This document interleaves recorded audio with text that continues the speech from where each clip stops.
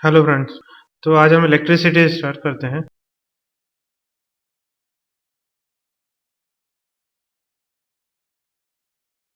Electricity में हम properties of electric charge से स्टार्ट कर रहे हैं।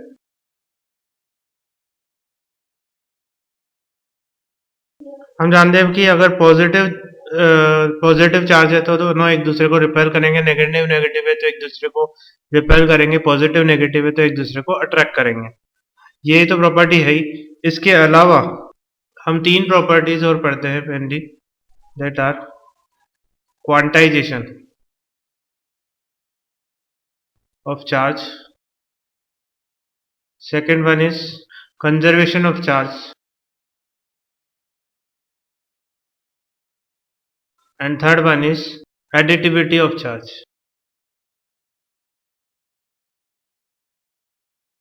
तो सबसे पहली प्रॉपर्टी लेते हैं हम quantization of charge.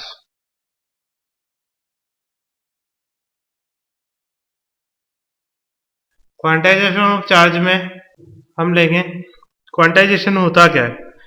Quantization basically, quanta का मतलब होता है किसी भी प्रॉपर्टी की मिनिमम यूनिट। जैसे चार्ज को क्वांटा होता है एक इलेक्ट्रॉन का चार्ज, जो फिजिकली एग्जिस्ट करता है वो मिनिमम यूनिट है इलेक्ट्रॉन। हम जब भी किसी बॉडी को चार्ज करते हैं तो या तो इलेक्ट्रॉन उससे निकल जाते हैं या इलेक्ट्रॉन एक्सेस उसमें आ जाते हैं। तो एक्सेस और डेफिशिएंसी ऑफ इलेक्ट्रॉन इस चार्ज, तो क्वांटाइजेशन में या तो एक इलेक्ट्रॉन निकलेगा या दो इलेक्ट्रॉन निकलेंगे या 2000 निकलेंगे, ठीक है। पर 2.5 इलेक्ट्रॉन्स और 2000.5 इलेक्ट्रॉन्स, इतना चार्ज किसी बॉडी पर एग्जिस्ट नहीं करता। तो किसी भी बॉडी पर जो चार्ज एग्जिस्ट करेगा that will be integer multiple of the charge of one electron. That means Q equal to integer number of E। Plus minus any, plus sign denotes positive charge and minus sign denotes negative charge. तो हम किसी भी body पर अगर charge cheque करना चाहें तो उस पर जो चार्ज एग्जिस्ट करता है या नहीं ये पता करना है आपको, तो चार्ज के अंदर इलेक्ट्रॉन के चार्ज का डिवाइड कर देंगे। इससे अगर एक इंटीजर नंबर आ रहा है तो वो चार्ज एग्जिस्ट करता है, अदरवाइज नहीं। फॉर एग्जांपल √2e इलेक्ट्रॉन के बराबर चार्ज एग्जिस्ट नहीं करता क्योंकि √2 is not an integer number. Second property is conservation of charge.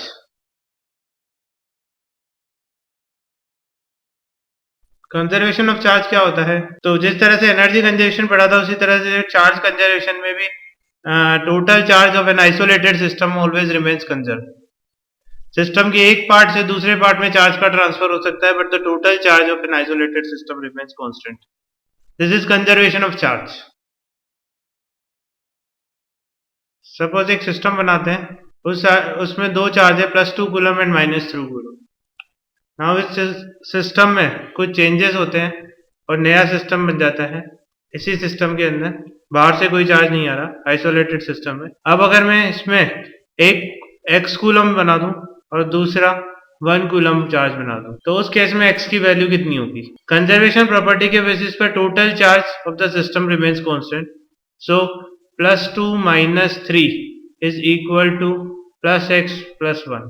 This will give x equal to -1 that is -2 coulomb charge. तो यहाँ पर -2 कूलम चार्ज होना चाहिए। This is conservation property. And third property is additivity.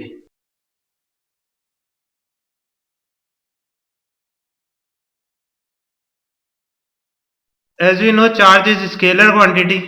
So if we have to add different charges, we will add them algebraically.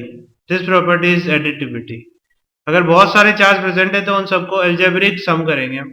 Algebraic sum का मतलब होगा plus minus sign के साथ ऐड कर देंगे। तो net charge of the system will be Q1 ± Q2 ± Q3 and so on. This property is additivity. Now next one is Coulomb's law.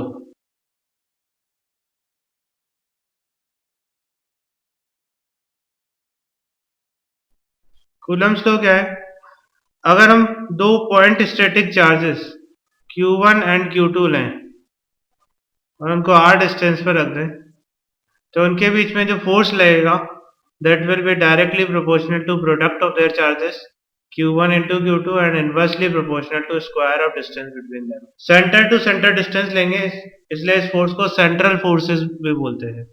इन दोनों को अगर मिलाए तो F proportional to Q1 Q2 upon R square आएगा। यहाँ proportionality sign हटाने पर एक कांस्टेंट आएगा, that will be K Q1 Q2 upon R square. K proportionality constant है जिसकी वैल्यू मीडियम पे डिपेंड करेगी। K की वैल्यू होती है in general 1 upon 4 pi epsilon. Epsilon की वैल्यू मीडियम की परमिटिविटी होती है, ये अलग अलग मीडियम के लिए अलग अलग होगी। और एयर और वैक्यूम, एयर और वैक्यूम में हम इनकी वैल्यू अप्रोक्सीमेटली सेम लेते हैं। K की वैल्यू होगी एयर और वैक्यूम के लिए 9 इंटू 10⁻⁹। यूनिट क्या हो जाएगी? Newton metre square upon coulomb square. यहाँ से कैलकुलेट कर सकते हैं, newton into metre square upon coulomb into coulomb. Air या वैक्यूम के लिए K को हम परमिटिविटी की टर्म में अगर डिनोट करें तो इसकी परमिटिविटी ऑफ वैक्यूम को हम एप्सिलॉन नोट से डिनोट करते हैं, तो इसकी वैल्यू हो जाएगी 1/4 पाई एप्सिलॉन नोट।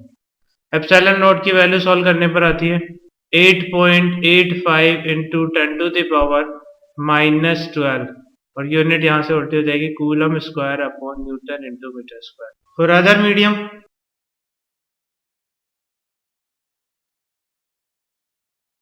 हमें एप्सिलॉन आर गिवन होगा, तो हम इसे एप्सिलॉन नोट से मल्टीप्लाई करके उस मीडियम की परमिटिविटी निकालेंगे। Epsilon will be epsilon r times air या वैक्यूम के लिए एप्सिलॉन आर की वैल्यू 1 होती है, तो यहाँ एप्सिलॉन की जगह एप्सिलॉन नोट ही रहती है।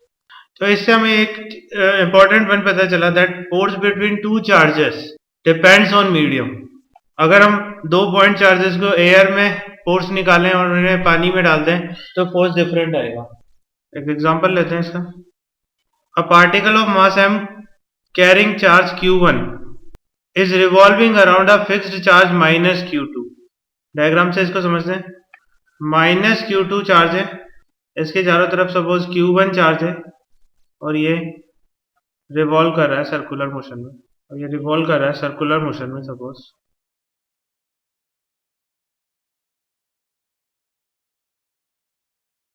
रेडियस गिवन है small r। Calculate the period of revolution and speed. Period of revolution that means आपको टाइम फाइंड आउट करना है एंड स्पीड भी फाइंड आउट करनी है। अब इस क्वेश्चन को कैसे करें, तो हम इसके रीजन को सोचते हैं। ये रिवॉल्व क्यों कर रहा होगा? एक पॉजिटिव और नेगेटिव चार्ज है तो इनके बीच में अट्रैक्शन फोर्स होगा। ये अट्रैक्शन फोर्स इसको रिक्वायर्ड सेंट्रीपिटल फोर्स प्रोवाइड कर रहा होगा, इसलिए ये इस चार्ज के अबाउट रिवॉल्व कर रहा है। दैट मीन्स कि Q1 इंटू Q2 upon r square, magnitude लेंगे क्योंकि डायरेक्शन हम जानते हैं अंदर की तरफ होगी, वो माइनस साइन ये डिनोट कर रहा है, equal to mv square upon r. इस इक्वेशन से हम सॉल्व कर सकते हैं, तो v की वैल्यू इससे फाइंड आउट हो जाएगी। v will be root over k Q1 Q2 upon mr। v की वैल्यू हमें पता चल गई। अब हमें टाइम पीरियड निकालना है, तो टाइम पीरियड कितना हो जाएगा? 2 pi r upon v, distance upon speed. 2 pi r upon v से हम वी की वैल्यू डाल देंगे, रूट ओवर के Q1 Q2 upon M R. इसे हम सॉल्व करेंगे तो ये वैल्यू आ जाएगी 2 pi into r to the power 3/2 into m to the power 1/2 upon root के Q1 Q2।